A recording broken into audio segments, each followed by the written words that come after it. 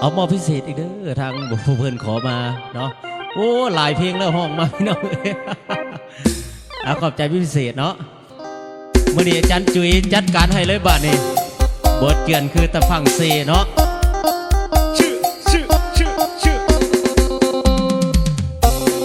เมื่อนี้ขอบใจทั้งเจ้าภาพเด้อที่เชิญเบาน้อยสายน้ำเซมาร่วมการร่วมงานเนาะแล้วพี่น้องทางป่าปากนี่แหละเนาะมันบทเยือนคือตะพังเซตามเขาขอกันละกันเด้อ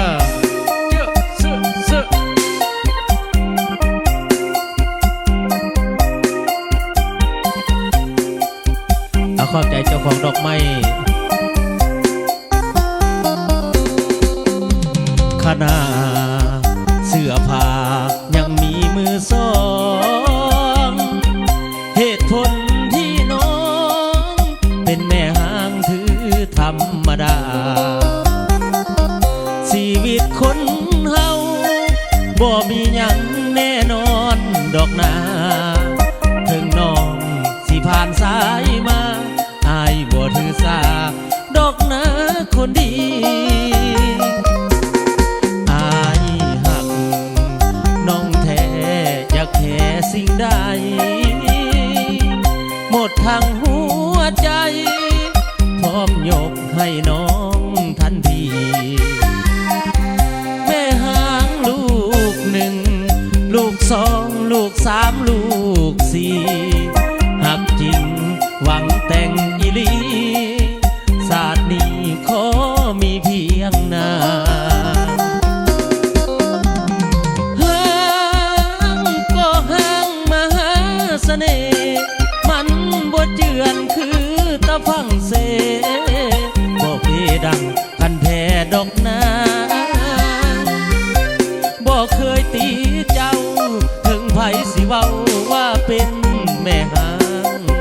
อายพร้อมสิแต่งเอานางหวังมาห่วมสร้างเลี้ยงลูกแทนเขามาหักกับอายเถิดนานวลน้องอายขอหับห้องจะดูแลน้องแทนผัวเก่าลูกสามลูกสี่ลูกห้าลูกหกอายก็สิเอา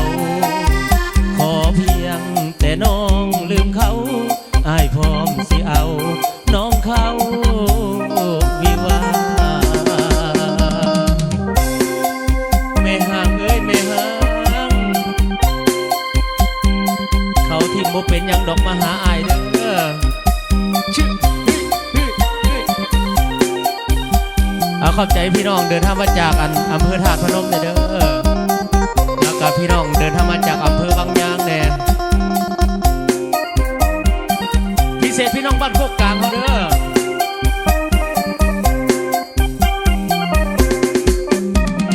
ห้างก็ห้างมหาเสน่ห์มันบ่เจือนคือตะฟังเซบ่เพดังคันแท้ดอกนาบ่เคยตีเจ้าถึงไผสิเว้าว่าเป็นแม่หางอายพร้อมสิแต่งเอานะหวังมาห่วมสร้างเลี้ยงลูกแทนเขามาหักกับอายเถิดนานวลน้องอายขอหับพ้องจะดูแลน้องแทนผัวเก่าลูกสามลูกสี่ลูกห้าลูกหกอายก็สิเอาขอเพียงแต่น้องลืมเขาอายพร้อมสิเอาน้องเขาวิวา